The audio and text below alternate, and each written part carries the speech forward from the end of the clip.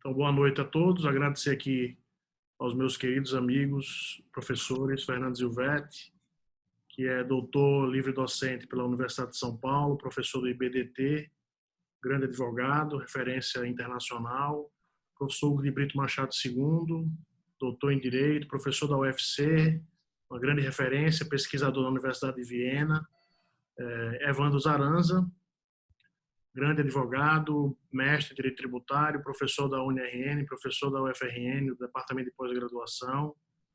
De forma que eu agradeço inicialmente a vocês pela presença, pela oportunidade. Agradeço aqui aos mestrandos que estão aqui entrando sistematicamente. Eu queria sugerir aí o professor Zilvetti iniciar, fazer algumas ponderações sobre esses temas que são tão complexos de responsabilidade tributária, grupos econômicos, a incidência da lei, eventualmente, de abuso de autoridade no lançamento tributário, como é que ele vivencia isso em São Paulo. Depois o Hugo de Brito II agregar aí com sua experiência, com a experiência de sua família, né, uma boutique de direito tributário lendária, né, uma lenda viva. E depois eu posso contribuir com alguns casos que eu tenho vivenciado, que chamam a atenção e que eu vou mencionar aqui na minha intervenção. Então, eu vou primeiramente pedir para o professor Zilvetti para falar. A ideia é a gente falar um pouco aqui sobre esses temas com alguns casos práticos. E aí eu vou tentar seguir aqui uma hora, né? Acho que é suficiente. A gente vai avaliar se precisa ficar mais um pouco e tentar, eventualmente, conversar com os demais mestrandos aqui para discutir algum tema específico. O Genato tem feito alguns casos, etc. Então, eu vou silenciar aqui a minha fala e deixar vocês aí darem as aulas.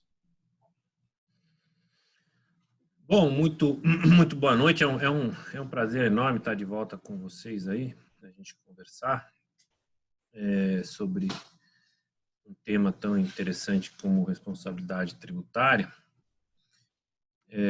Eu tenho aí a satisfação de estar com o meu queridíssimo amigo Hugo II, que tem sempre me trazido coisas bacanas, né? Sempre com ideias novas, sou uma pessoa muito agradável e um jurista de primeira linha.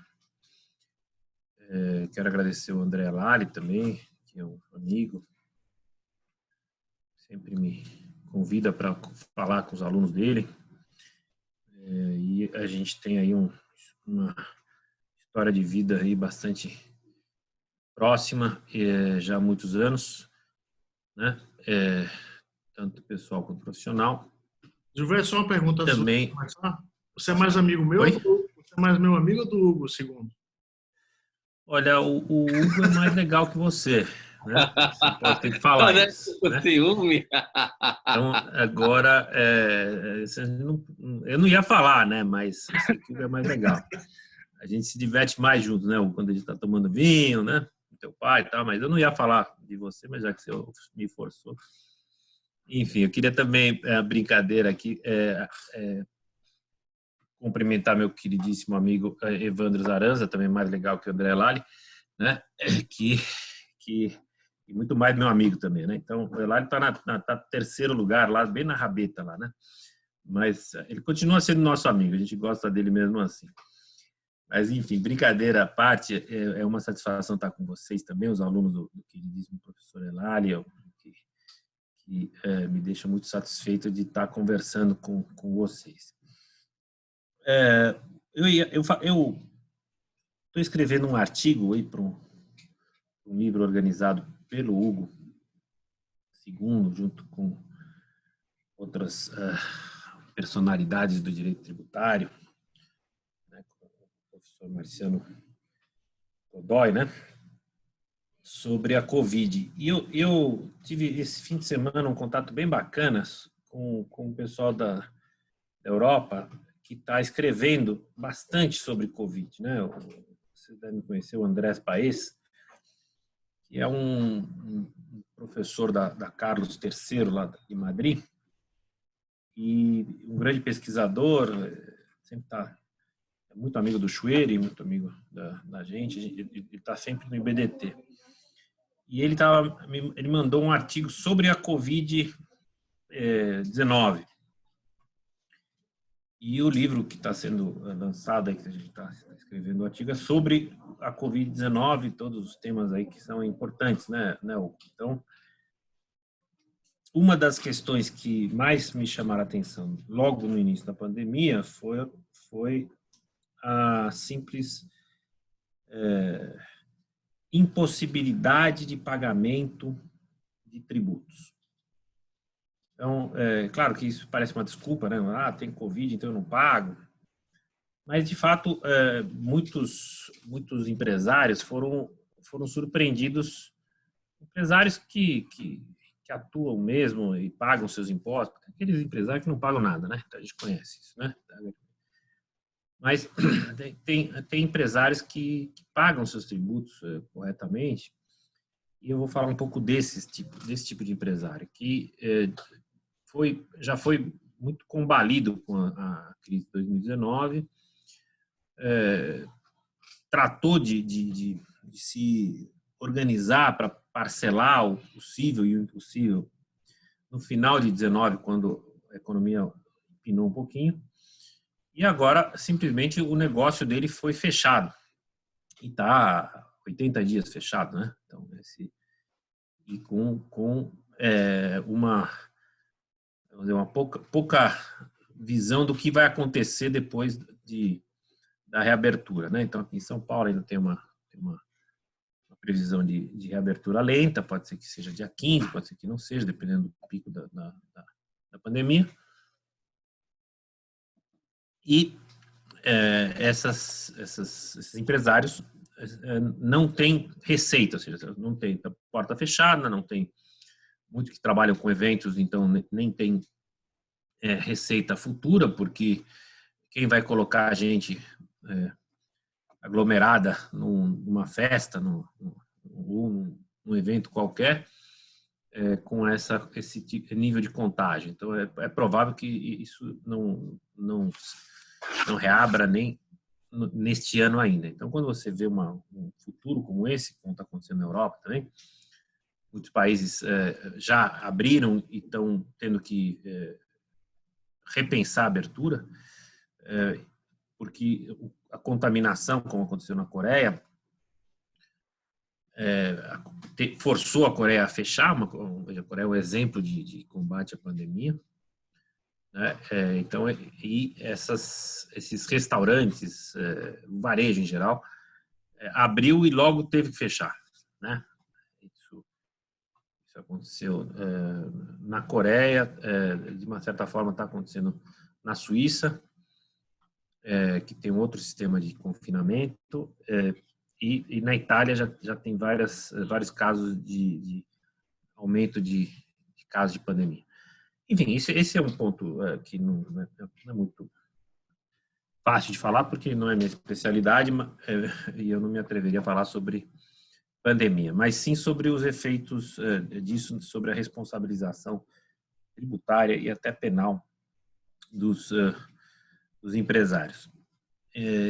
Quando você tem uma situação normal, você já tem uma responsabilidade tributária sobre o não pagamento de impostos e mais recentemente, com decisão inclusive da STJ e STF, a responsabilidade tributária penal em relação aos tributos sujeitos à substituição tributária, né?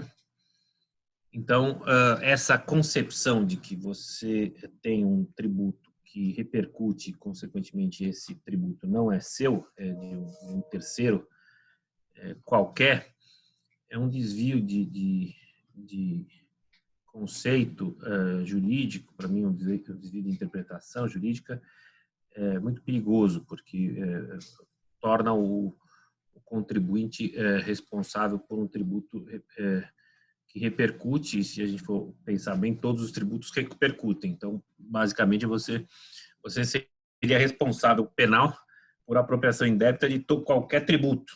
Porque se você repercute nos tributos, principalmente de consumo, você seria responsável por tudo isso. E essa é uma tendência brasileira a partir de um erro de orientação jurisprudencial. Porque se eu errar, eu falo uma bobagem, né? Como eu estou aqui me expondo, né? Mas se o André Lali errar, ele faz doutrina, né? E se o Supremo errar, ele faz jurisprudência. Então, esses são diferentes graus de competência, né? Então, eu estou no primeiro nível, né? Eu erro, eu falo bobagem. O Lali erra, ele faz doutrina. E o Supremo erra, faz jurisprudência. Então, esse erro pode gerar uma série de consequências, como de fato tem acontecido, e você leva a uma criminalização muito perigosa dos empresários.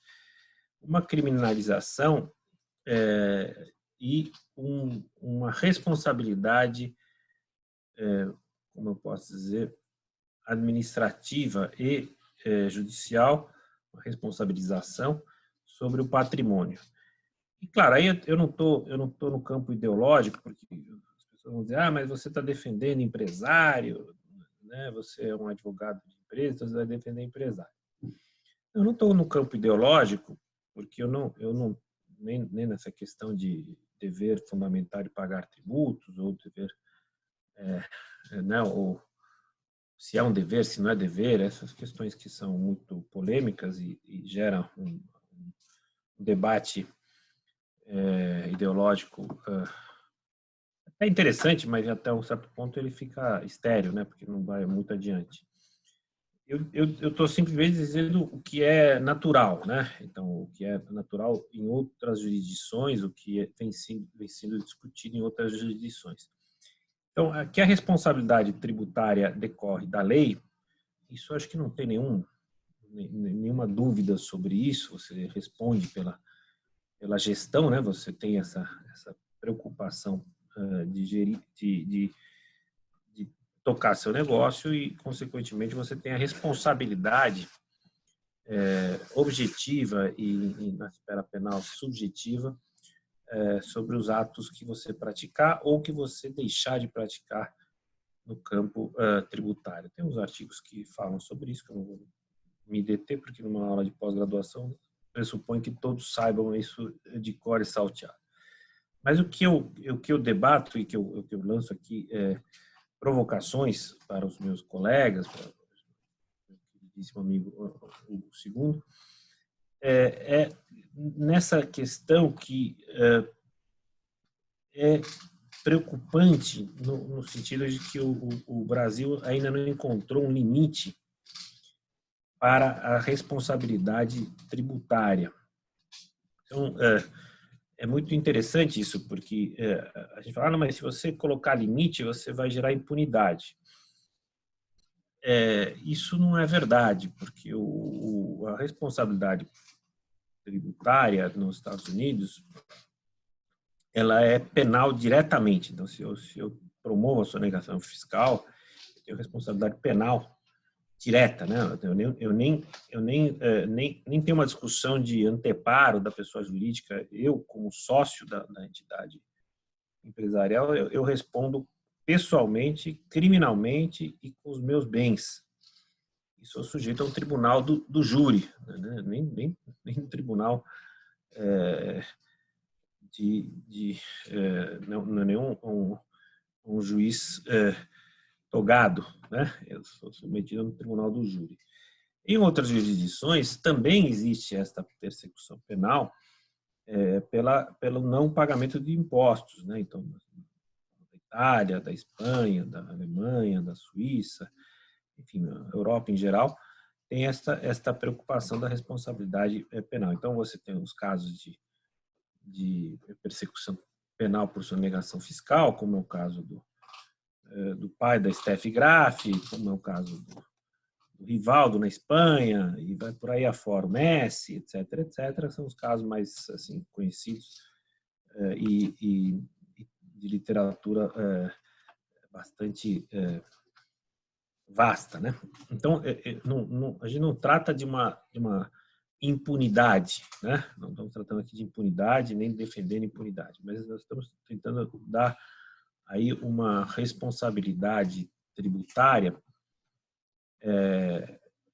relacionada ao ato praticado, certo? Um vínculo obrigacional, ou seja, que você participe do ato que gerou o débito tributário, ativo ou passivamente, e que você responda pessoalmente com seus bens, seu patrimônio, até um certo limite.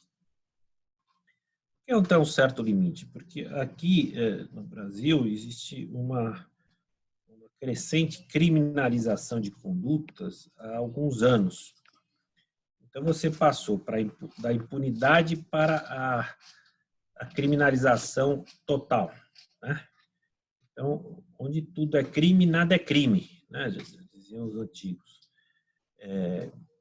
Então, você deveria ter uma criminalização consequente, em que você pudesse separar as pessoas e também a responsabilidade patrimonial e pessoal de acordo com os atos praticados e até um certo limite.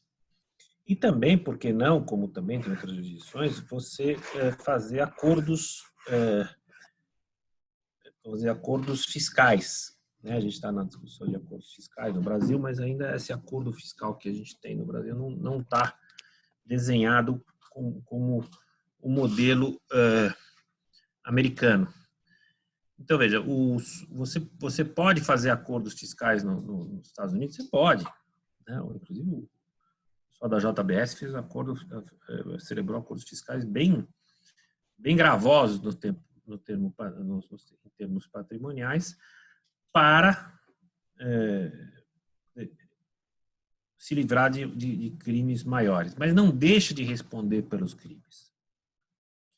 É que há uma função na questão tributária que é o recolhimento, você tem o erário, né? Então, qual é a função de pagar impostos? É a manutenção do erário, é o custo do Estado. Então, se você sonega e depois você recompõe o erário, a doutrina estrangeira e a jurisprudência também tem entendido que você, de alguma forma, você paga o preço pela sonegação fiscal. Agora, se você praticou algum ato realmente como a gente tem aqui no Brasil a formação de quadrilha, então se nós estivéssemos aqui falando de planejamento tributário, certamente estaríamos incorrendo na formação de quadrilha, né? De acordo com o que as autoridades fiscais entendem, né? Porque a gente está aqui falando de planejamento tributário, como somos muitos, estaríamos fazendo com formação de quadrilha. Nos Estados Unidos, se junta um advogado, um empresário e mais outros sócios, isso chama de conspiração, e a conspiração é uma formação de quadrilha, é o equivalente à formação de quadrilha brasileira. Então, essa formação de quadrilha tem uma conotação separada da responsabilidade tributária. Você tem a responsabilidade tributária por atos ou omissões decorrentes da atividade empresarial e você tem a responsabilidade tributária por atos que visem, vamos dizer, dificultar ou obstaculizar ou, de alguma forma, enganar, eludir, né, o fisco de maneira criminosa, de sorte a ter um benefício naturalmente fiscal.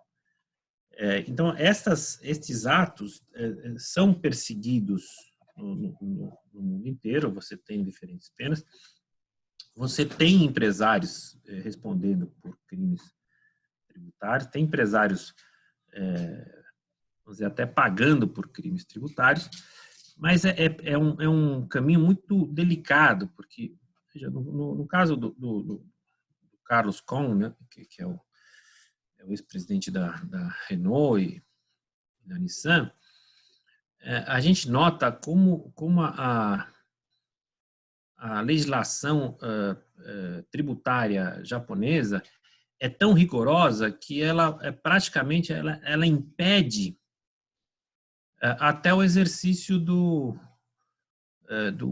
direito à ampla defesa. E aqui quase que a gente entra numa numa bobagem dessa, porque a gente ia ser aprovada uma lei parecida com o que tem em outros países, como o Japão, que para você ter uma pena menor, você tem que confessar, né? Então, como se fosse uma barganha, né? Plea bargain, né? Tem um nome, tem uma expressão que fala sobre isso. Então, você tem que confessar para ter uma redução de pena. Então, você não praticou o crime, você tem que confessar ou você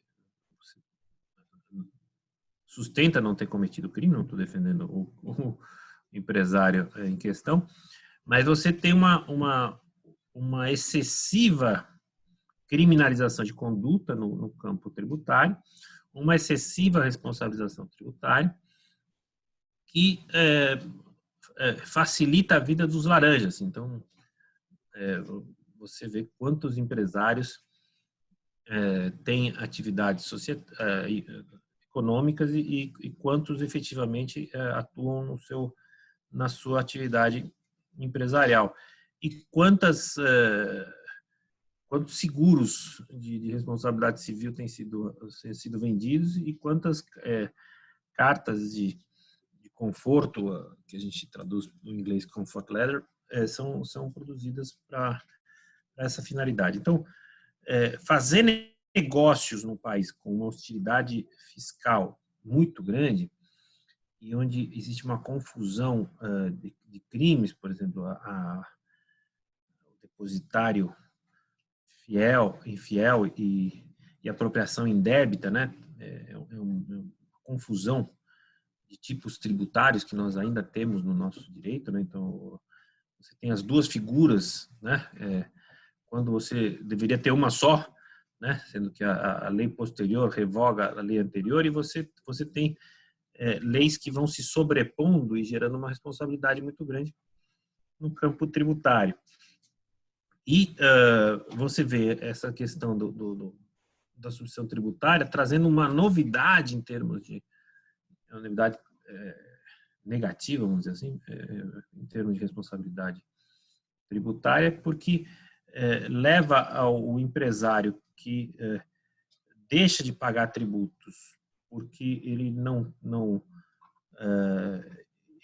tem condições de fazê-lo, a uma situação muito delicada, mesmo que ele tenha aí uma intenção de manter a atividade empresarial e manter o emprego dos empregados.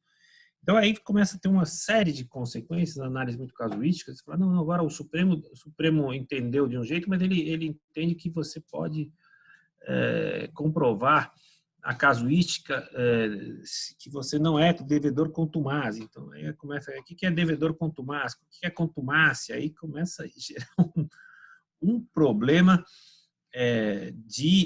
vamos dizer, de prova, né, que é quase uma prova diabólica, né, para você falar assim, olha, como é que eu vou comprovar que eu não sou contumaz?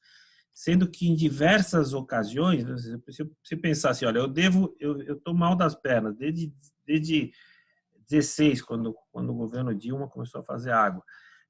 Aí de 16 eu dei um respiro em 17, aí 18 eu comecei a dever, paguei, deixei um pouco de lado, 19 desandou, deixei de lado, 20 então deixei completamente.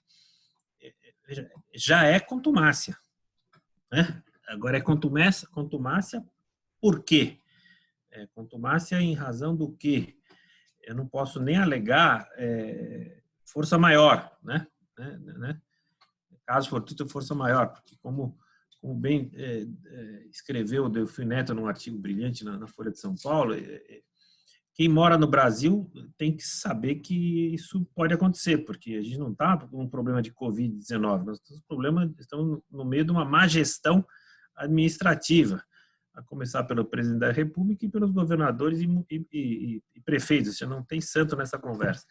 Então, você tem uma má gestão e dessa má gestão você cria um problema para você. A má gestão não é caso fortuito, mas você tem uma responsabilidade decorrente da tua atividade. Então, veja, o que eu noto em termos de evolução doutrinária no Brasil? Eu vejo que existe uma evolução doutrinária muito portuguesa, né? Muito aberta ao que o Portugal trouxe de doutrina, muito influenciada pelo Marco Aurélio Greco, que é um grande jurista, mas ele tem erros frontais no livro dele, que eu fiz questão de ler detalhadamente a nova edição, e tem erros grosseiros de ciência naquele livro. Eu devo publicar até uma resenha, porque eu gosto muito dele, mas não gosto do livro dele. Então ele parte de premissas falsas para chegar em conclusões equivocadas. Mas ele é muito lido, então, veja, eu leio o livro do Elália, assim, ele fica mais rico ainda, né? Mas leio o livro do Marco Aurélio Greco. Então, agora, o problema de você ter uma inclinação para essa doutrina do dever fundamental de pagar tributos é que você não faça as restrições. Eu não tenho nada contra o Casal Tanabás, a gente tem posições claras em termos de doutrina, mas ele é um excelente jurista. Mas o problema é que, quando a gente pergunta para ele sobre assuntos como esse que nós estamos aqui, sobre responsabilidade tributária, a gente teve um debate na USP sobre isso, ele não se coloca, porque é muito difícil ele se colocar nesta posição de trabalhar a responsabilidade tributária, enquanto o próprio país dele, o Portugal, tem questionamentos sérios sobre a responsabilidade tributária e também a responsabilidade tributária em matéria penal, porque ele tem que seguir as orientações da União Europeia e, claro, elas não pensam como pensa Casal Tanabás. Então, o nosso problema ainda é maior. A gente importa uma doutrina, aplica no direito, isto vai para a Suprema Corte, e a Suprema Corte começa a achar interessante você falar em dever fundamental de pagar tributos e ampliar a responsabilidade dos sócios administradores das empresas, quando a gente tem um sistema jurídico absolutamente restritivo a essa responsabilidade. E, veja, não é da nossa natureza, é de natureza de outras jurisdições, inclusive de modelos europeus. Então, os modelos europeus, eles restringem a responsabilidade, não para você não ter impunidade, mas para você manter o negócio. É interessante isso, porque se nós temos uma Constituição econômica que privilegia a livre iniciativa, a livre concorrência, é necessário que o negócio seja preservado e não o negócio ser absolutamente desfeito ou, vamos dizer, dissolvido por uma questão de um dever tributário. Agora, você pode pagar tributos? Pode. Você deve pagar tributos? Sem dúvida. Você tem responsabilidade sobre isso? Também. Mas veja, você faz todo um esforço de criminalização e há 6 meses das eleições, talvez um pouco mais, porque agora devem ser adiados para dezembro, você começa a ver os chamados parcelamentos tributários. Né? E aí, como é que faz? Você faz uma criminalização absurda, um esforço de responsabilidade absurdo sobre os sócios, e depois você dá um desconto de 80% sobre os encargos geral e 10% ou 20% sobre o principal, o que faz a dívida tributária cair em 1/3, ou cair em 2/3 normalmente, né?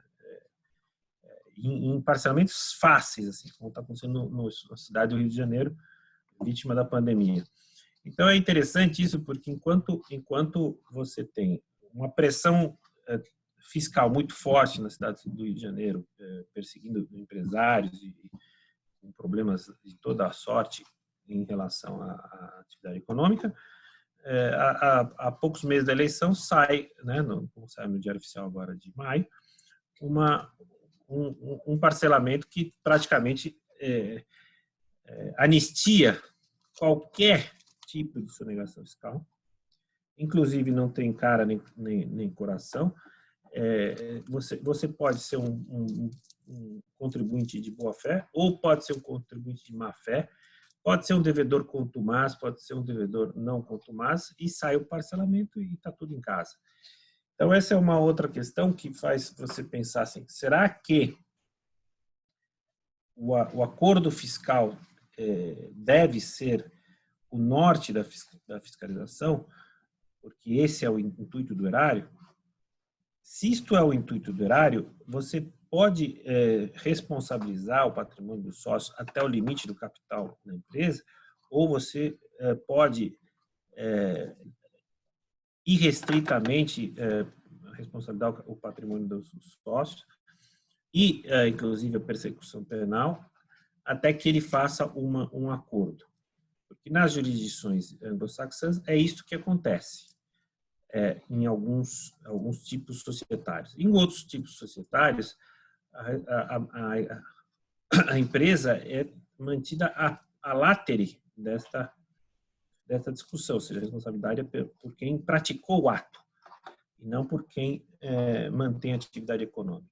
Justamente para manter a atividade econômica sem maiores custos. O que está acontecendo no Brasil, primeiro, um excesso por parte do judiciário, né? Então, o judiciário no TRF3, né? Na vara das execuções fiscais federais, na vara das execuções fiscais estaduais, nos respectivas administrações tributárias municipal, estadual e federal, é uma violência muito grande em cima da atividade empresarial e muito grande em cima dos empresários. Então, você não tem aí uma separação do que é responsabilidade por ato omissivo ou não. E isto gera uma grande insegurança jurídica para a atividade econômica. No ambiente que nós estamos convivendo, é preciso que a gente tenha uma readequação. Eu não acho que a gente precisa de mais leis, porque a gente tem lei demais, né? Não falta no Brasil a lei. Mas eu acho que é preciso ter uma readequação jurisprudencial na linha do que você tem de atividade econômica e naquilo que você tem de função da empresa, né? Função social da empresa, para que a atividade econômica seja mantida, mas que as atividades, vamos dizer, atividades criminosas, atividades de lavar dinheiro, né?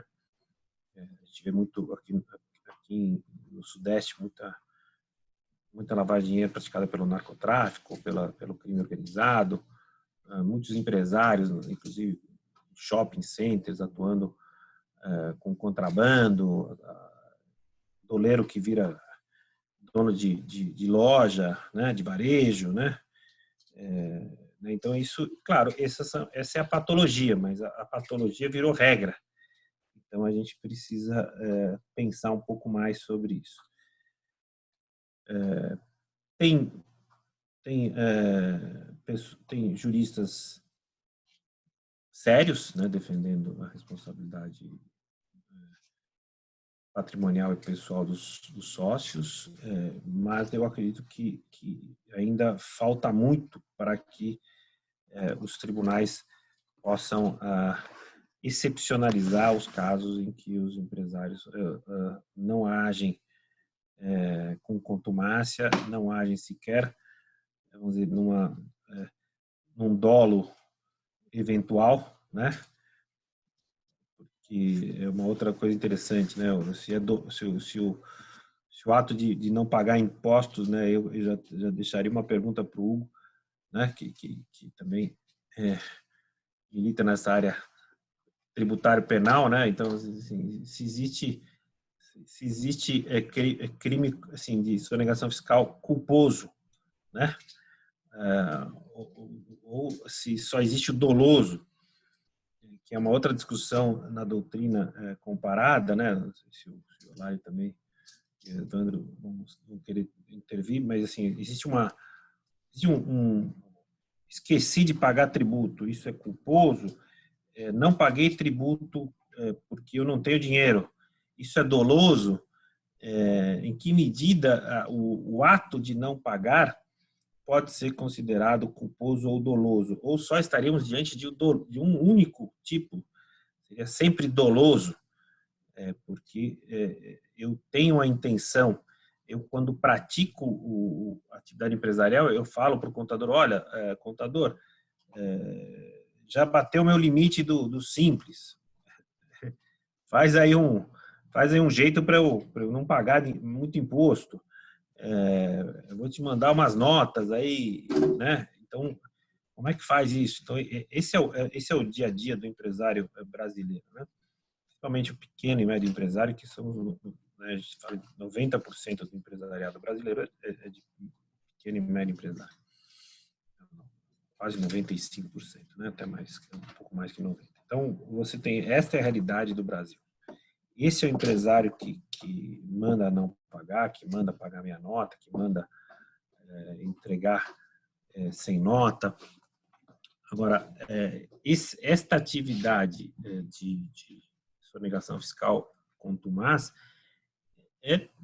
vai faltar cadeia para colocar tanta gente. Mas o ponto esta responsabilização deveria ser, vamos dizer, repensada do ponto de vista tributário, do ponto de vista legal, para que a gente não tivesse uma quimera, né? Porque, claro, você vai nas várias execuções fiscais, eles fingem que executam, a gente finge que defende, e o cliente vai enrolando, uma hora sai um refis, um parcelamento desse que eu acabei de mencionar, e ele vai lá e paga muito menos do que deveria. Aí, claro, o procurador fica irritado, né? O procurador do município, do estado, ou da Fazenda Nacional fica irritado. Tem até procuradores, alunos nossos lá da Receita Federal que ficam revoltadíssimos, agentes fiscais, né? Fazem artigos e denunciam refis, que é uma vergonha, que é uma grande vergonha, mas é um acordo fiscal. Desde que o mundo é mundo, o acordo fiscal existe. Então, eu diria, o Brasil tem uma deficiência, um déficit legal muito grande em relação à responsabilidade. Isso precisaria estar em uma lei federal que, de fato, influenciasse as leis estaduais, né, municipais. A gente não pode ter um sistema como a gente tem em São Paulo, né, que você tem na prática, uma lei anti-elusão, né? Enquanto na esfera federal não tem. Então, você tem na prática, no município, você atua com uma lei anti-elusiva, uma violência enorme sobre o empresário, que pede todas as defesas administrativas, enquanto na União você não tem sequer regulamentação sobre isso. Então, precisaria ter um conserto tributário, né? Eu vejo isso com muita crítica no ambiente federal, porque o ambiente federal hoje ele tem pouco tecnicismo, né? Então você tem muito menino trabalhando lá na PGFN, na Nacional. Você tem algumas pessoas aqui de São Paulo, aqui da GV, lá no Ministério da Economia, mas sem nenhuma experiência prática, muito voluntarismo. E aí o que acontece? Você fica fazendo reforma tributária, quando o problema não é da reforma tributária, né? Talvez reforma em algumas leis, como a gente pleiteia, porque senão você vai ficar sujeito a um ativismo judicial, que é o que está acontecendo na nossa Corte Suprema, que é pior ainda, porque aí você entra num ativismo que cada um se julga um legislador e começa a ver o que a gente observou no campo da substituição tributária, com uma criminalização sem sentido do contribuinte. Então, eu faço essa pequena introdução. Normalmente, nas discussões que eu trago aqui com os alunos do Elália, eu procuro fazer uma introdução relativamente curta, para que também os demais colegas, aí o queridíssimo amigo o segundo, possa também colocar sua contribuição, e aí a gente partir para o debate com o André, com o Evandro e com vocês aqui.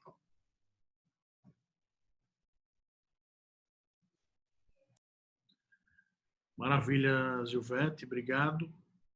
Eu vou deixar o Hugo falar, depois a gente fala alguma coisa. Queria registrar aqui o professor Frederico Seabra, que é um grande advogado, professor também, diretor do IBET aqui no Estado. E registrar aqui os demais alunos do mestrado, ex-alunos, colegas professores. Queria agradecer a Zilvete pela sua intervenção aí, com a visão global, né? E depois eu faço algumas observações sobre as questões aí suscitadas. Perfeito, perfeito. Eu queria agradecer ao meu amigo André Elália pelo convite aí para participar dessa discussão, desse debate. Vocês estão todos me ouvindo bem? Muito bem.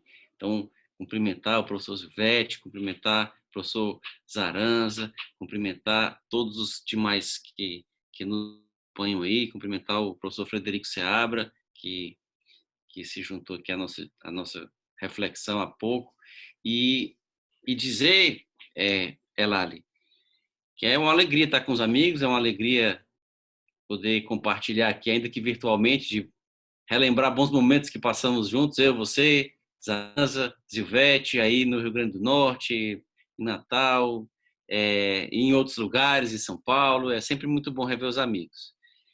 E é bom ver que estão todos com saúde, todos bem. Fico muito feliz de estar aqui com você, aprendendo com você, com o professor Zilvete, com o Zaranza, com todos que vão falar depois. E dizer que depois do que o professor Zilvete disse, eu tenho pouco a acrescentar. Eu só queria fazer 2 registros em relação às 2 formas de responsabilidade que ele mencionou, a penal e a civil tributária, né? Responsabilidade tributária no plano civil, ou cível, pela questão da dívida. Primeiro, em relação à responsabilidade penal, que eu acho que, como todos os demais aqui, eu não consigo aceitar aquela decisão do STF relativa à questão do crime de não pagar o ICMS declarado e não adimplido. É uma decisão que é absurda por diversas razões, pelos mais variados motivos, e contraria todos os tratados internacionais que o Brasil celebra em relação, sobretudo, a direitos humanos. É uma claríssima hipótese de prisão por dívida tributária, que está sendo criada ali por decisão jurisprudencial. Mas, admitindo a decisão, que é o que eu faço aqui só para efeito argumentativo, mas admitindo a decisão, admitindo a tese de que o não recolhimento do ICMS pode ser considerado crime, nós temos realmente vários problemas, e um deles é o da questão da inexigibilidade de conduta diversa, que é uma excludente de culpabilidade ou de ilicitude que os penalistas tratam, uma excludente extrajurídica, ou extralegal, ou supralegal, não está expressa em nenhuma lei, mas se considera como uma causa excludente a inexigibilidade de conduta diversa.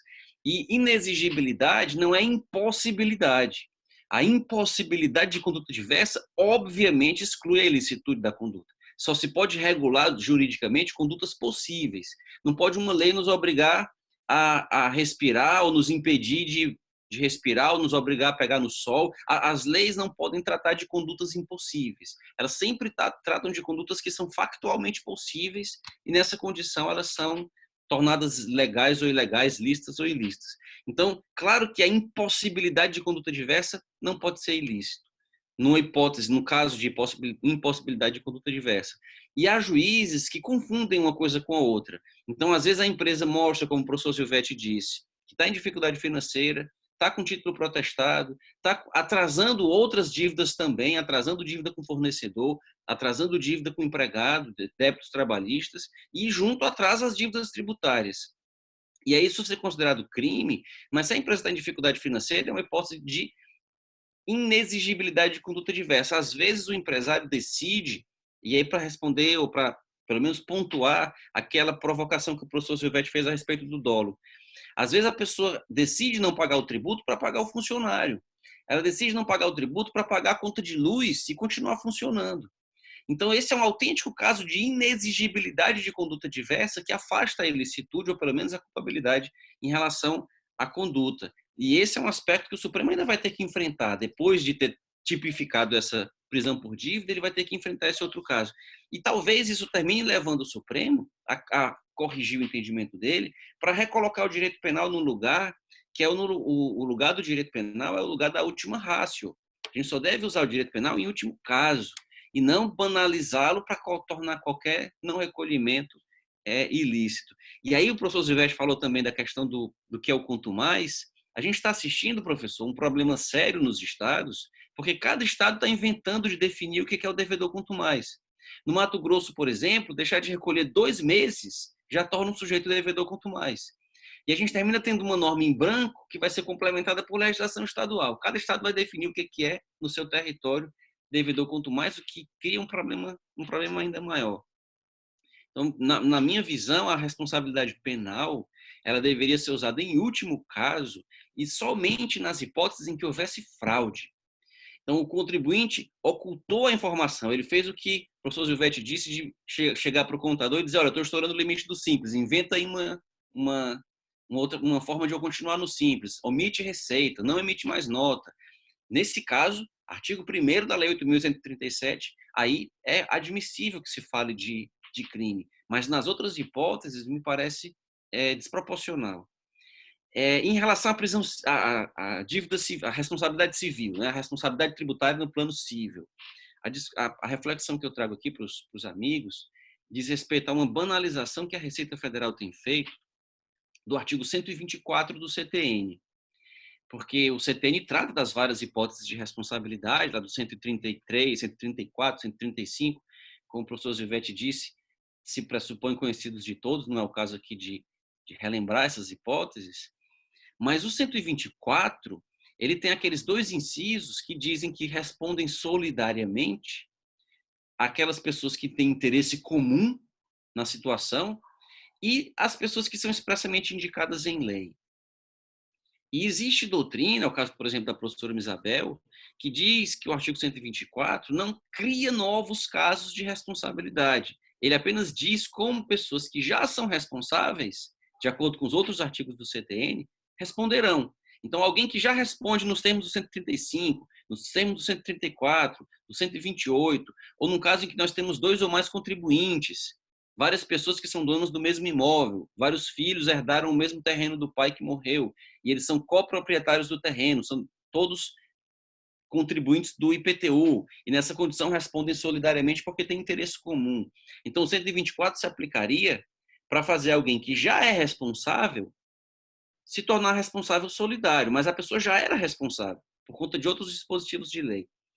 E o que a Receita Federal tem feito, né, a gente tem aquele parecer COSIT 4 de 2018, em que ela procura definir como o artigo 124 tendo vida própria, como se o 124 pudesse sozinho desencadear a responsabilidade de pessoas quaisquer que a lei dissesse que são responsáveis, ou de pessoas quaisquer que, mesmo sem lei, tenham simplesmente responsabilidade porque tem interesse comum.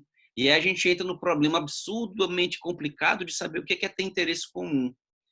E aí aqui eu me recordo da questão que o professor Elali colocou num dos pontos que ele sugeriu para a gente discutir, que é a responsabilidade de grupos econômicos. Às vezes o fato de serem pessoas da mesma família, ter o mesmo sobrenome, e aí porque um tio tem uma empresa e o tio tem um sobrenome, e aí o outro primo tem uma empresa e ele tem o mesmo sobrenome, e o fisco quer responsabilizar uma pelo débito da outra, porque são da mesma família. Eu tive uma orientanda de doutorado, que era da PFN, e ela disse, com até algum orgulho, que um dia conseguiu penhorar todos os bens de todas as pessoas que moravam no Recife, que tinham o sobrenome Tenório, porque eram responsáveis tributariamente por dívidas por serem da mesma família. Então, a proposta que eu queria deixar aqui para a interpretação desse artigo o professor Silvetti falou com muita precisão e clareza de a gente não poder importar doutrinas que às vezes são alienígenas e não se dão bem no nosso solo, e o nosso solo começa da Constituição. Então, eu queria propor para o pensamento de todos o seguinte: a responsabilidade não é um tema apenas legal e nem de lei complementar, é um tema constitucional. Porque se a Constituição, como a brasileira, traça as competências, e ela define, por exemplo, que a União vai tributar renda, que a União vai tributar produtos industrializados, que ela vai tributar propriedade territorial rural, que ela vai tributar importação, exportação, isso significa que só esses fatos podem ser geradores de obrigação. E quem é o sujeito passivo? O sujeito passivo é o contribuinte, que é quem pratica esses fatos, ou é o responsável, que é quem tem alguma relação com eles. E por que o responsável tem que ter relação com o fato? Porque quem tem que realmente pagar o tributo é o contribuinte. O responsável assume a responsabilidade por ter concorrido de algum modo com o não pagamento propiciado ao contribuinte. Então, é um oficial de um cartório que transferiu um imóvel sem exigir a prova do pagamento do ITBI, por exemplo. Então, o responsável é sempre alguém que está envolvido com o fato gerador e, nessa condição, poderia ter feito o tributo ser pago, ou poderia ter feito com que o tributo fosse suportado pelo contribuinte e se omitiu, ou pelo menos culposamente deixou de fazer isso.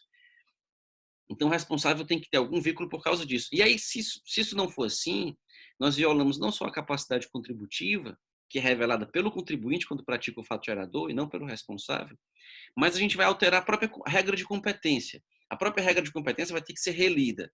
Então, se, por exemplo, uma empresa tem lucro e eu vou querer, por exemplo, cobrar esse imposto de renda e essa contribuição social do professor André Lally, porque o professor André Lally foi advogado da empresa um dia, eu estou deturpando a regra de competência para fazer de fato gerador ser advogado de uma empresa que tem lucro. Em vez de o fato gerador ter lucro, o fato gerador passa a ser advogado de uma empresa que tem lucro. E isso não está lá no 153 da Constituição. Então, a minha proposta aqui, só para reflexão de todos, é se nós não podemos reinterpretar o CTN como apenas explicitando isso. O 121, quando diz que o contribuinte tem que ter relação pessoal e direta com o fato gerador, o inciso 1 do parágrafo 1º, e quando diz que o responsável tem que ter um vínculo com o fato gerador, conjugado com o artigo 128, é para isso, é para evitar que a gente extrapole as regras de competência e saia tributando pessoas que não praticaram os fatos geradores que a Constituição permite que sejam praticados. E aí isso inclui advogados, contadores, gerentes que não estejam na situação do 135 do CTN, grupos econômicos que, pelo simples fato de a empresa ter os mesmos acionistas e estar sujeita ao mesmo poder decisório, por si só não autoriza que uma responda pelo tributo devido pela outra, né? Precisaria que houvesse confusão patrimonial, enfim, que houvesse lá aqueles outros requisitos, e assim por diante. Mas são só essas ponderações, meu amigo Elali, que eu trago aqui para a nossa reflexão e debate aqui com você, com os Zaranza e com todos os demais, mais uma vez agradecendo a oportunidade. Meu caro amigo Hugo, queria aqui reiterar minha admiração, minha amizade. A mesma coisa com o professor Silvetti. Na verdade, eu vou fazer umas ponderações rápidas, eu vou pedir para Evandro depois intervir. Se o Evandro quiser fazer antes também, fica a critério de Evandro. Se quiser que eu fale agora, Evandro. Bom, fica à vontade, você está coordenando. Eu estou aqui com algumas coisas que eu gostaria de compartilhar, mas... Fale, dê sua aula aí, dê sua aula. Aula não vai ser possível, não. Queria só... Mas... não, tranquilo, eu só queria só registrar que o tema envolve, evidentemente, as questões federativas, né? E aqui a gente tem o professor Frederico, que tem um trabalho belíssimo sobre lei complementar, que exatamente. É manipular essas situações de conflito, de competência, de falta de estabilidade. É uma coisa que a gente tem que colocar que é uma saída que o sistema estabeleceu, que é pouco respeitada, né? Depois a gente fala sobre isso. Então, eu ia exatamente colocar isso, André, sobre a questão da lei complementar nesse debate envolvendo o conceito de devedor quanto mais, né, o papel dela. E até ressaltar que o professor Chueri, né, nos advertiu naquele outro encontro que nós fizemos aqui, né, da figura do 146A. Né? e a necessidade de... Bom, se a temática é concorrência, se a temática está envolvida lá com o tema da concorrência, então necessitaria aí de lei complementar também para isso. E eu acho que a dissertação de mestrado de Frederico trata muito bem. Eu acho que é a dissertação de mestrado. Ele trata desse tema. Realmente um livro, assim, um trabalho muito, muito interessante. Eu sempre utilizo ele aqui o livro aqui nas minhas pesquisas, nos meus trabalhos aqui do escritório. Bom, primeiro, eu gostaria de externar assim, como eu fico feliz em escutar os professores e saber que o que eu estou pensando está próximo daquilo que as melhores mentes pensam também. Eu me sinto já feliz por isso. Eu estou caminhando um caminho que é claro, não é escuro. Professores, tinha tanta coisa aqui para falar sobre o que vocês colocaram que eu, logicamente, não ia só concordar, então eu não ia acrescentar em nada, mas acho, assim, concordo com tudo que falaram. Na minha concepção, a figura da responsabilidade tributária, do ponto de vista prático, ela tem muito mais o papel, assim, de penalizar, né, de achar um meio de dar uma sanção a qualquer custo para as pessoas que estão, de alguma forma, ali relacionadas com aquela empresa, com aquele fato tirador, do que propriamente de aplicar a justiça, do que propriamente aplicar o princípio da legalidade. Eu já vi aqui desconsideração de personalidade jurídica, a empresa estava quebrada, o sócio estava quebrado, o indivíduo desconsiderou a personalidade jurídica para o sócio quebrado. Tentou bloquear as contas do sócio, não tinha dinheiro nenhum, o sócio estava quebrado, o sócio estava desenvolvendo atividades econômicas informais. Quer dizer, um esforço judicial enorme para ter certeza de que não houve o completamento da pessoa jurídica. Né? A boa parte das nossas empresas, pelo menos aqui no Nordeste, a realidade delas são empresas familiares de faturamento mensal de R$100 mil, e elas muitas das vezes surgem por falta realmente de postos de trabalho, né? São pessoas que não têm a mínima capacidade de empresariar, né? Essa figura que Zilvete comentou, do Simples Nacional, né? Por que é sistemático? Por que é sistemático chegar no final do ano, chegar ali em novembro, setembro, né? O empresário olha para o contador e diz, olha, eu vou estourar o Simples, vamos começar a praticar crime tributário. Isso decorre de empresários que não estão preparados para empresariar. Empresariar não é simplesmente abrir uma empresa. Empresariar é você ter uma visão ampla do sistema tributário. Então, o cara que está no Simples e não quer sair do Simples, ele tem que começar a enxergar qual é o produto que ele está ali comercializando e que não deixa margem de lucro e somente acresce o faturamento dele, empurrando ele para fora do Simples. Então, seria uma forma de se planejar, né? Era conhecer a empresa, conhecer a realidade da empresa e assim, olha, espera aí, eu não vou vender o produto X, porque nesse produto X eu não tenho lucratividade. Ele tem alto valor agregado, né? Tem uma margem alta, mas ele não deixa lucratividade. E aí eu só consigo aumentar o faturamento, mas não aumento a lucratividade. Então, a diferença de faturamento e lucratividade, ponto de aqui, enfim, tem uma série de informações que não é da área tributária, logicamente, mas que o empresário precisaria ter educação para poder trabalhar antes de optar pela via da sonegação fiscal. Né? Então, coisas assim, né? Principalmente os empresários do Nordeste não estão acostumados com isso. Quando a gente fala isso para o empresário, é praticamente uma novidade. Outra coisa, essa questão das desconsiderações de responsabilidade jurídica. O lançamento tributário, às vezes o que eu observo é que vem o auditor fiscal e faz um auto de infração absurdo, porque ele sabe que lá na frente vai ter um parcelamento tributário, etc., que vai reduzir para o patamar que seria o que ele efetivamente teria que lançar. Isso tudo acontece porque não existe efetivamente uma penalização, né, do agente público por erros que pratica. Então, já tive exemplos assim de lavradores de alta infração que, pelo amor de Deus, assim, quando você faz assim uma análise, você não consegue, o auto infração não se sustenta, e mesmo assim é difícil você sustentar a defesa do auto infração. porque é sempre uma presunção muito forte de que o agente fiscal ele sabe melhor do que qualquer pessoa da interpretação da legislação, e às vezes até o magistrado acha que sabe menos do que o auditor fiscal. Agora eu queria puxar num ponto a questão do artigo 124, professor Hugo. De fato, parece até o 124, né, que eu não me deparei com esses debates, né, com essa tese do fisco. Quando eu me deparei com essa tese, eu confesso que eu achei ela assim tão absurda que eu tive dificuldade de compreender o que eu estava lendo, né? E para mim é uma espécie de uma contribuição residual, responsabilidade tributária residual, né? O que não cabe lá no 135, aí joga no 124.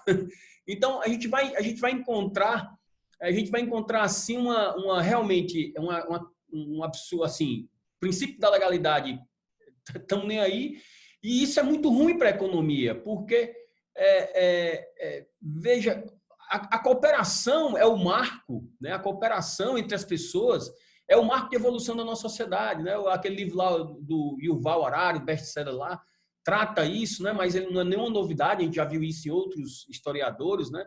O que nós estamos fazendo aqui é uma cooperação, eu estou de forma gratuita, né? Sem pagar nada por isso, trocando uma ideia com duas mentes, com várias mentes, melhor dizendo aqui, riquíssimas. A gente está fazendo isso de forma gratuita, pelo mero desejo de cooperar um com os outros, né? Quem está dando aula acaba aprendendo com quem está ensinando, né? E aquele que não está dando aula aprende com a fala do outro, né? E isso é cooperação, é assim que a gente evolui, é assim que evolui. E é da mesma forma nas pessoas jurídicas, né? Daqui a pouco vai se existir, porque com certeza o empresário ele se protege também dessas situações. E aí você vê cada vez menos, né, assim, o empresário ele menos audacioso, mais preocupado com essas figuras, né, o que é que vai dar errado no final, etc. Né? Aí vai voltar a época lá da lei de Talião, que o indivíduo depois que atinge um certo grau de riqueza, depois ele não quer mais empresariar nem nada, porque vai com a coluna caia e mate o filho do faraó, ele vai ter que morrer também. Né? Porque aí o cara fez ali uma obra, deu certo, ganhou um dinheiro que dá para passar o resto da vida, ele fica naquela situação de não fazer mais nada na vida para não assumir riscos demasiados. Né? Mas, depois de falar um pouco disso, eu queria a opinião de vocês. E aí, nesse cenário, a gente só falou de justiça comum ou justiça federal. E a justiça do trabalho? Eu acho que foi assim uma das piores coisas que poderiam acontecer para a gente foi a emenda 98 e depois a 2004, né, que trouxe ali para um juiz com a máxima vênia, não estou querendo aqui irritar ninguém de forma alguma, mas um juiz completamente despreparado, né, um juiz que ele não sabe, precisa reler o princípio da legalidade. Né?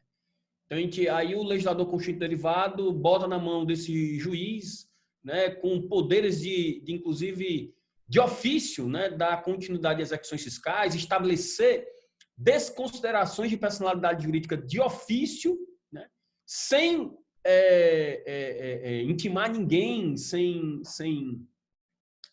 chamar a parte para o processo, né?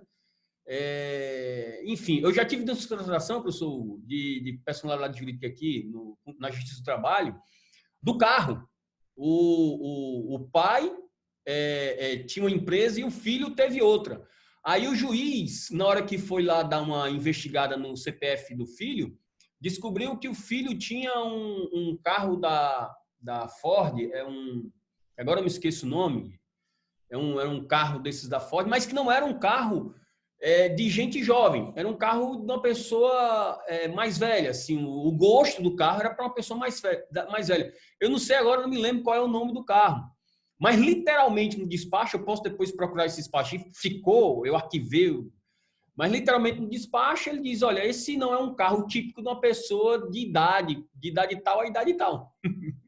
Ou seja, ele estava dizendo que aquele carro lá, né, era na verdade do pai, né, e que foi colocado no nome do filho para poder escamotear, né, o patrimônio, né, do indivíduo, como se você ter um carro, né, fosse assim indício de que você se locupletou da empresa, né?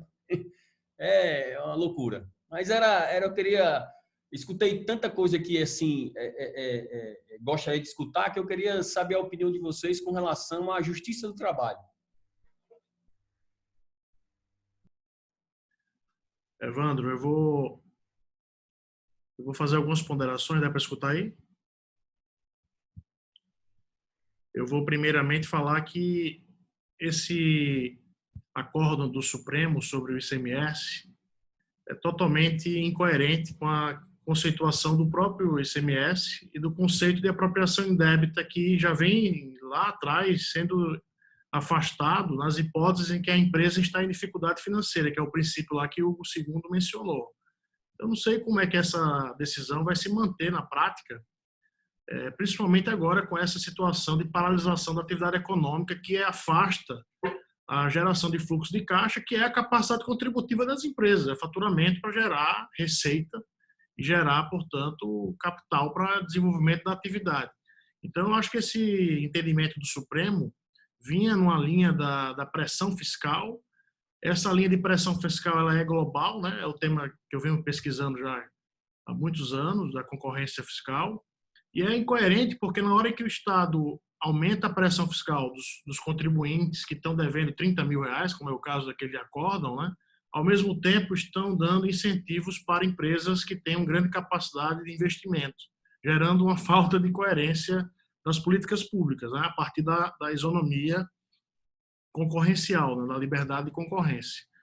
Em relação a essa questão da responsabilidade, a minha visão pessoal enquanto advogado, enquanto pesquisador, é que tem acontecido uma generalização das responsabilidades sem distinção, tem havido uma dificuldade de entendimento das hipóteses de responsabilidade de fraude, de gestão fraudulenta, né, de abuso, e a gestão e a responsabilidade de sócio, né, que talvez não tenha ainda a fase de cumprimento da execução fiscal para que haja essa mistura tão absurda e metodologicamente criticável de não ter a distinção dos regimes jurídicos, né? Então, na prática, o que eu vejo é uma grande confusão motivada pelo aumento de arrecadação, que é uma exigência das políticas fiscais. Para aumentar a arrecadação, se passa por qualquer método irracional e que quebra o devido processo legal, inclusive de forma arbitrária. E os casos que eu tenho visto que chamam mais atenção envolvem a mistura desses conceitos de responsabilidade do gestor, do ex-sócio, do não administrador, do advogado, do contador, e há casos, pasmem, né, de não haver nem sequer a formalização da documentação usada no auto de infração para franquear ao responsável, entre aspas, e ao próprio contribuinte o poder de exercitar ampla defesa e o contraditório, né? O que até utilizei aí recentemente 2 trabalhos que você, Hugo, franqueou, né, com seu pai, que você conseguiu obter 2 decisões no CARF recentemente para anular 2 lançamentos com base nessa quebra do devido processo legal, que é um absurdo num país, entre aspas, que é Estado de Direito, né? Então, são essas ponderações. Em relação a essa questão da responsabilidade, da falta de motivação do lançamento, de prova, de comprovação de eventual situação dolosa, que é uma situação excepcional, né? Eu acredito que o sistema jurídico ele deve prezar pela premissa da boa-fé. O Brasil não, é o contrário, né? A premissa da má-fé, a generalização de que todo mundo excepcionalmente vai cometer o ilícito tributário, o ilícito empresarial. E eu tenho aqui uma lembrança de uma tese recente do professor Rodrigo Numeriano, né, que foi na Universidade de São Paulo, que é uma tese extremamente bem estruturada sobre essa questão da motivação, da falta de aceitação dessas razões de Estado, né, esse conceito do direito francês, né, de que se pode usar qualquer tipo de argumento para poder fazer aquilo que o Estado precisa. Então, acho que essas ponderações elas trazem uma preocupação com, a necessidade de coerência do sistema, 2, a necessidade de estabilidade jurisprudencial, porque a gente vinha de décadas de entendimentos de que empresas em dificuldade financeira não estão praticando o tipo penal da apropriação indébita, até porque a relação com o ICMS é de permanência do crédito, o Estado possui à sua disposição instrumentos processuais para pressionar e realizar a cobrança tributária. medidas cautelares fiscais, responsabilização pessoal, a tese dos grupos econômicos, enfim. São algumas ponderações aqui das preocupações que eu vivencio aqui do lado de cá, né? Fala, Zil. Então, eu queria colocar aqui, primeiro, fazer um convite aí aberto, porque eu andei lendo novamente, eu tinha lido um livro do I7 sobre coisa julgada, que está aqui, assim, né? Vocês conseguem enxergar? Tá aqui, né? Que tem um artigo que não deixa pedra sobre pedra, um jurista aí que começou agora na carreira, mas ele promete muito, que é um tal de Hugo de Brito Machado, né? Vai longe esse rapaz. E na sequência tem um artigo de dois juízes já bebezinho também, né? O Hugo de Brito Machado II e a Raquel Ramos Machado, também sobre coisa julgada, legalidade e matéria tributária. Esses trabalhos do I7, eu estava até provocando aqui, fazer um convite público para que a gente publicasse esses trabalhos pelo IBDT, porque vocês tinham um convênio com a Dialética, a gente ia publicar com o IBDT, para estreitar a nossa relação aí institucional. Eu tenho certeza que seria uma grande alegria para a gente publicar esses trabalhos, que tem uma qualidade fora de série, porque os machados, vamos colocar assim, né? Eles fazem perguntas que você tem que responder nos artigos, e essas perguntas são sempre práticas e ao mesmo tempo doutrinárias. E tem livros valiosíssimos aí, inclusive sobre a questão do aspecto penal tributário, né? Se eu estou bem lembrar, tem um trabalho sobre penal tributário. E a provocação que eu fiz para o Hugo tinha endereço certo, porque a gente tem uma discussão doutrinária muito interessante sobre dolo e culpa em matéria tributária, né?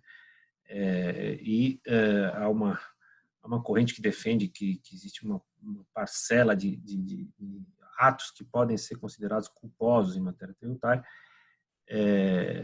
Eu confesso que eu tenho ainda uma dificuldade de compreensão dessa corrente doutrinária. Eu sempre vejo melhor como um ato doloso, o ato de sonegação fiscal, porque eu citei esse caso do Simples. Já o ato de não pagar tributo, né, ele não estaria fora do tipo penal, não poderia ter essa amplitude que o Supremo deu, por isso que eu quis ouvir os meus colegas. E aí eu recomendo, tem um artigo que eu sempre cito, pela erudição, mas também pela forma como ele foi escrito, que é o livro do Brandão, um artigo do Brandão Machado, num livro em homenagem ao Cid Jorge Costa, que eu estava aqui relendo para preparar essa aula aqui, que chama Notas de Direito Comparado, Tributação na Fonte e Substituição Tributária. O primeiro tomo do livro em homenagem ao Cid Jorge Costa, que foi coordenado pelo Schwer, tem trabalhos muito bacanas nesse livro. E este trabalho tem um ponto que ele desafia a questão da substituição tributária e a questão da sujeição passiva. Ele diz basicamente o seguinte, né? Obrigado, meu amor. Eu trouxe meu óculos, melhora bem minha vida. Se a fonte é sujeito passivo, como substituto, que tem, por isso, obrigação própria, não há por que puni-la se deixa de pagar sua dívida fiscal, pois o simples não pagamento de dívida, fiscal ou não configura ilícito penal. Ele coloca isso como uma categoria porque ele começa esse artigo fazendo um retrato de como é a substituição tributária na Itália, na Alemanha, na Suíça, e como é também no Brasil. E uma das questões que ele se apega é esta excessiva criminalização no nosso sistema e, inclusive, por crimes que são sobrepostos, como de apropriação indébita, né, e o crime de depositário fiel. E com esta característica que o Hugo bem colocou, de você instituir no Brasil a prisão civil por dívida. Por que eu menciono isso? É importante ouvir vocês. Porque nós tínhamos a prisão civil por dívida tributária quando os tribunais consideravam o depositário infiel, né, um criminoso e colocavam na cadeia mesmo, né? Eu mesmo tive caso de filhas de clientes meus que foram condenadas por ter por crime de depositário infiel. Porque chega na fábrica lá, vou penhorar uma máquina aqui, né? Vou penhorar uma máquina, uma dívida fiscal e quem assina aqui, assinou a filha do sócio, né? Ela fica depositada. Depois o sócio vende a máquina, esquece de avisar a filha, e a filha que vai responder por crime de depositário infiel. E com o Pacto de São José da Costa Rica, a jurisprudência foi andando até que se reconheceu que não poderia o país ser signatário de um pacto, né, proibindo a prisão civil por dívida, exceção feita ao devedor de pensão alimentícia, e responder por isso. Então, o Brandão Machado, que eu recomendo a vocês a leitura desse artigo, não é muito comprido, porque ele era muito conciso no que ele escrevia, tem basicamente 20 páginas, e ele realmente explora bem essa questão penal, ele explora bem a questão de você, como um sujeito passivo, não poder ser criminalizado quando você é sujeito, quando você deixa de recolher o imposto. Então, veja, mesmo na condição de substituto tributário, se eu sou sujeito passivo, eu deixo de pagar tributo e não incorro no crime de apropriação indébita, de depositário infiel, porque eu sou o sujeito passivo. Há uma discussão ainda em relação à questão do depositário, do depositário fiel ou da apropriação indébita, mais na apropriação indébita, quando eu sou coletor de imposto, né? Mas o coletor de imposto está mais no campo do imposto de renda retido na fonte, né? Ou do INSS dos empregados.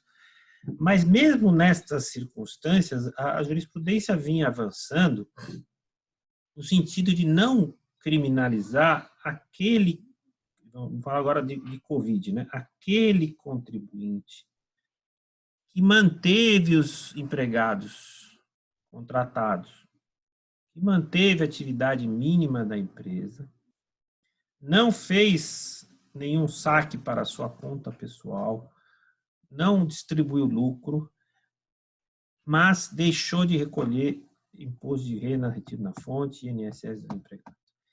Eu vinha avançando a jurisprudência de não criminalizar essa conduta, justamente por esse princípio citado pelo Hugo de Brito Machado II, que é uma excludente porque você não tem a possibilidade de uma outra conduta. Só tem essa conduta. E a jurisprudência virou de um jeito tão cruel com a atividade produtiva, porque a gente não está falando do sonegador fiscal. Então, o sonegador fiscal está fora da conversa, né? O sonegador está num outro debate. A gente está bem... Assim, não é o sonegador, é o devedor. Certo? É o devedor. O sonegador tem crime específico, tem responsabilidade específica. Agora, o devedor contumaz, essa ideia de você falar, não, mas eu tirei o problema, eu resolvi o problema do STJ trazendo a figura do devedor contumaz. Não, você criou um novo problema, né? E é isso que faz com que os ministros do Supremo eles atuem de uma forma ativista, né? Ativista, né? Interessante. Atuem não por uma interpretação, não por uma provocação, numa interpretação conforme, numa interpretação até em alguns momentos pode ser com algum traço de ativismo, mas no sentido de você dar melhor cumprimento à Constituição, né? Então, quando a gente faz, às vezes há um quê de ativismo, mas não este ativismo que nós estamos enfrentando. E na responsabilidade tributária, o que acontece é isso, né? Eu vejo com muita preocupação, porque o contencioso tributário vai crescer muito pós-pandemia, né?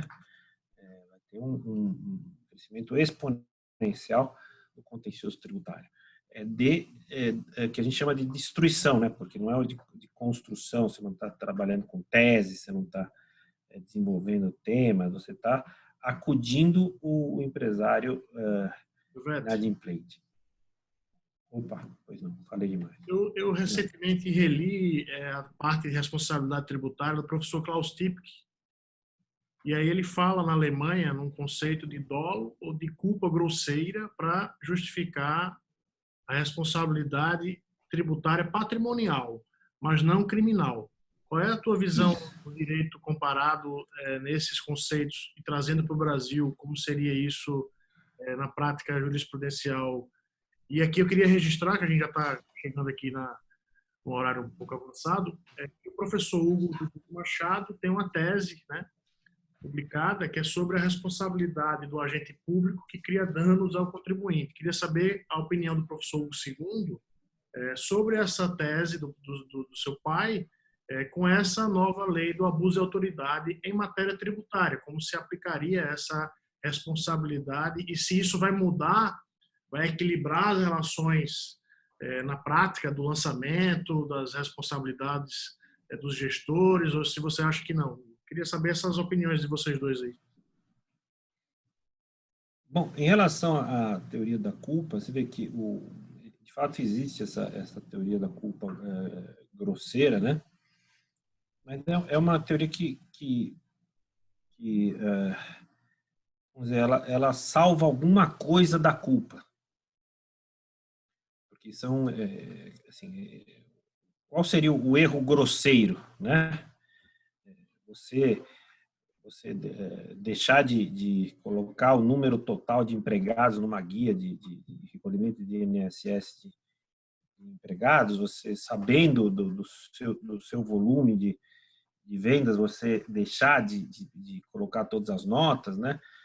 Ou como teve um cliente agora que fez um negócio até interessantíssimo, ele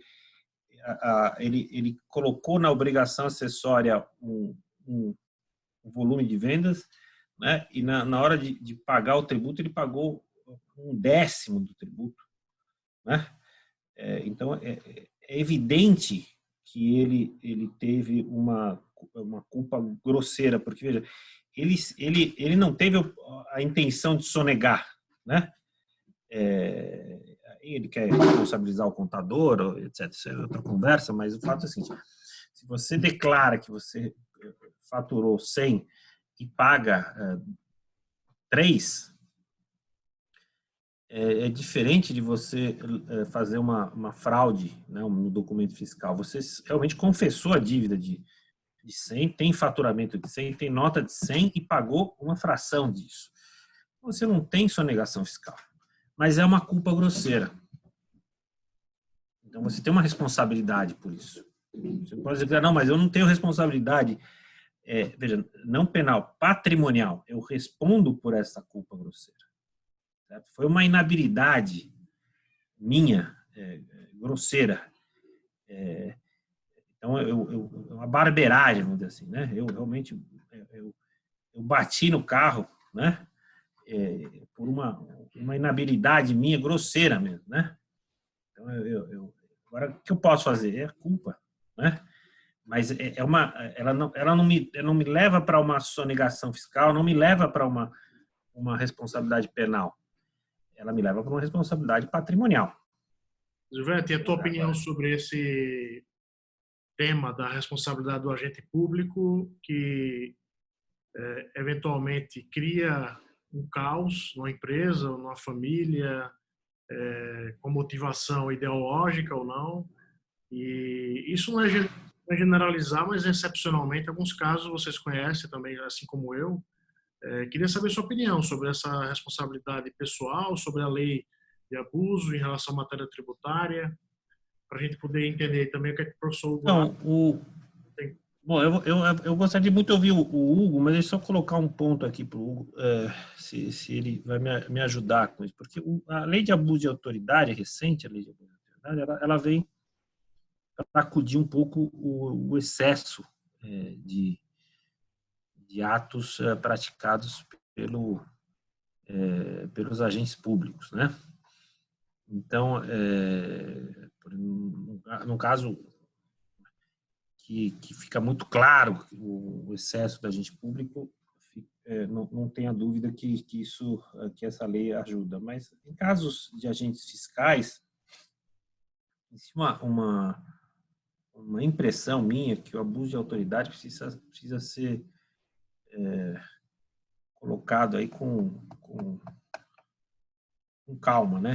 Grano Salles, assim, porque você vai ter, tirando os casos escatológicos, mas em casos de fiscalização mesmo, o que a gente vê é que quando o delito existe, a forma como você apurou acaba ficando em segundo plano, né? E isso tem sido uma constante nas operações aí da Lava Jato, nas operações. Então, você vai lá, comete uma série de arbitrariedades, mas como você achou a sonegação fiscal, então isso fica meio que, não, estava lá, sonegado. Então, a aplicação da teoria dos frutos da árvore podre, ou a responsabilidade desse agente fiscal que agiu à margem da lei, fica atenuada. Mas essa é a minha impressão. Eu gostaria claro, que o Hugo nos explicasse aí com toda a sua autoridade nesse assunto.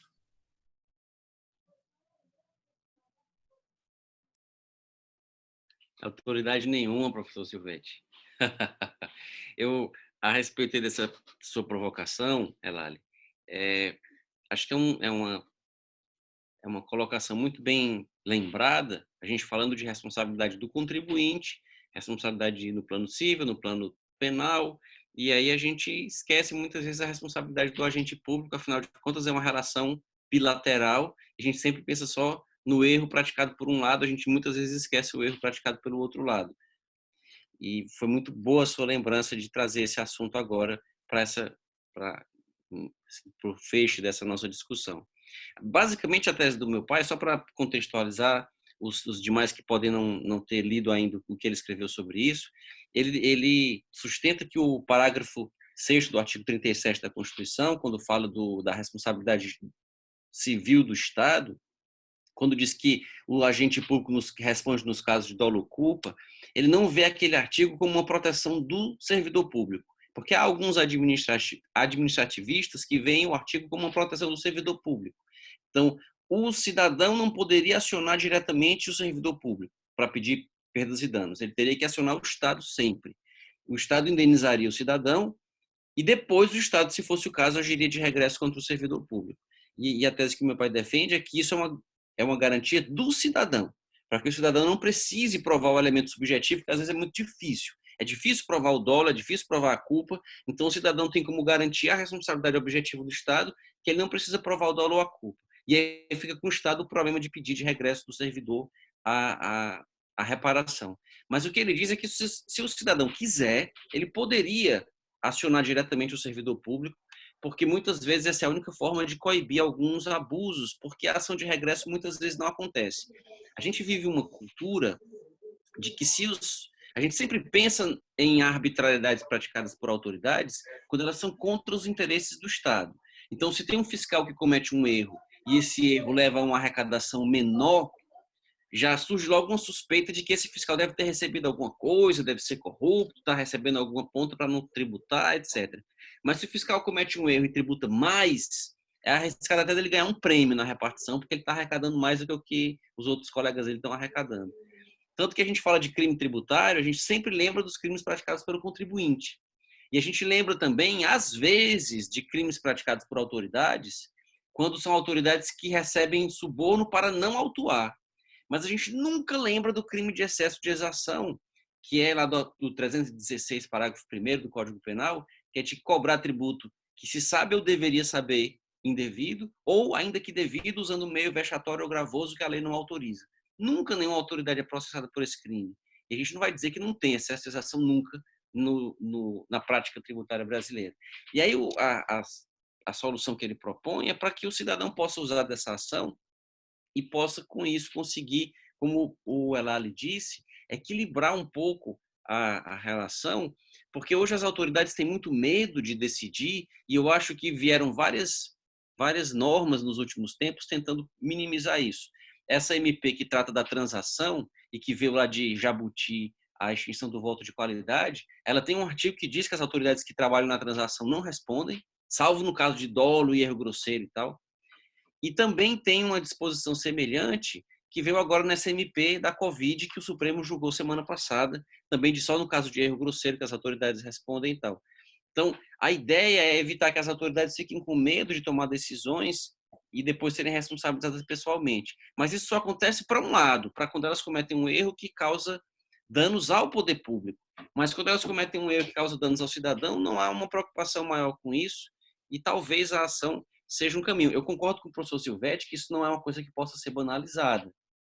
Seria para usar realmente só em casos extremados. O meu pai gosta muito de contar uma história, sempre ele conta essa história quando ele fala desse assunto, de um auto de infração absurdo, professor Silvetti, que foi lavrado contra uma empresa aqui do Ceará, e que o fiscal disse que queria, ele passou meses fiscalizando a empresa, não encontrou nada, e disse que queria uma quantia X em dinheiro.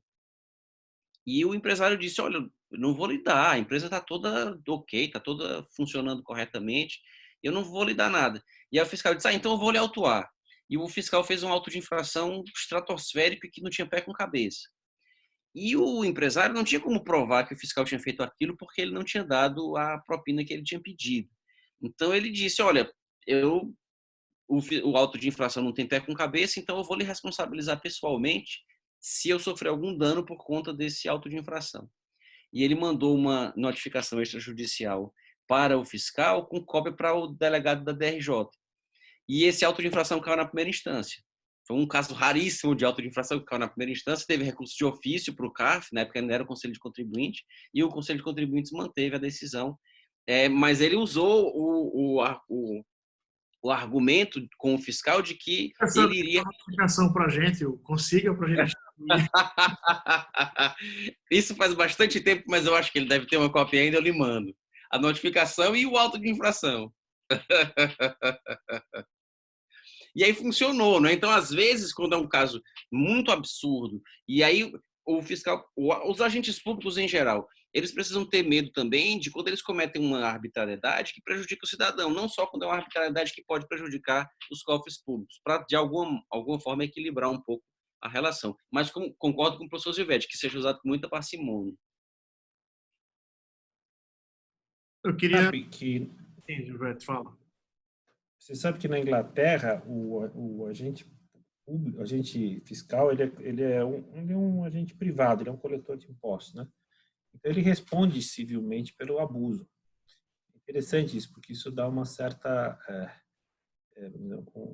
um certo temor. Ele sabe que se ele praticar um crime ele vai preso, se ele praticar um excesso ele responde pessoalmente e responde mesmo. Então essa é uma questão interessante que a gente pode até estudar comparadamente aí para os alunos do Dr. Elali aí. Acho que é isso. Queria colocar à disposição aqui se alguém quiser fazer alguma pergunta, se Evandro quiser complementar, e agradecer novamente aos grandes amigos e meus professores Queria registrar que eu tive uma grande satisfação, a honra de coordenar um livro em homenagem ao professor Hugo de Brito Machado, um trabalho extremamente bem estruturado, né? E acho que nós temos que repetir essa discussão aqui em Natal, na UFRN. Brevemente estarão convidados aqui os grandes amigos para trazer todos os conhecimentos adquiridos e a experiência aí. Não sei se alguém tem alguma pergunta ou não, se o Genário quer falar, Juliana, Jéssica, William, professor William. André, eu fico bem animado e feliz que esse tema agora no final foi levantado, porque é o tema que eu tenho estudado e pesquisado um pouco sobre abuso de autoridade e fiscalização. E eu queria pedir o espaço para consultar os professores no espaço mais breve possível para contribuir com a minha pesquisa. Eles vão para sua banca. Eles vão para sua banca. Você vai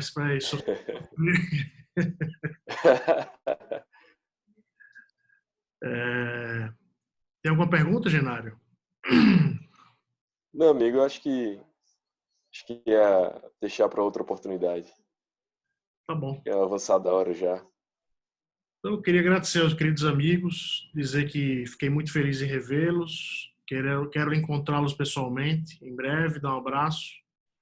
Espero que o professor Gilvete me convide aí para tomar um vinho também. Saúde!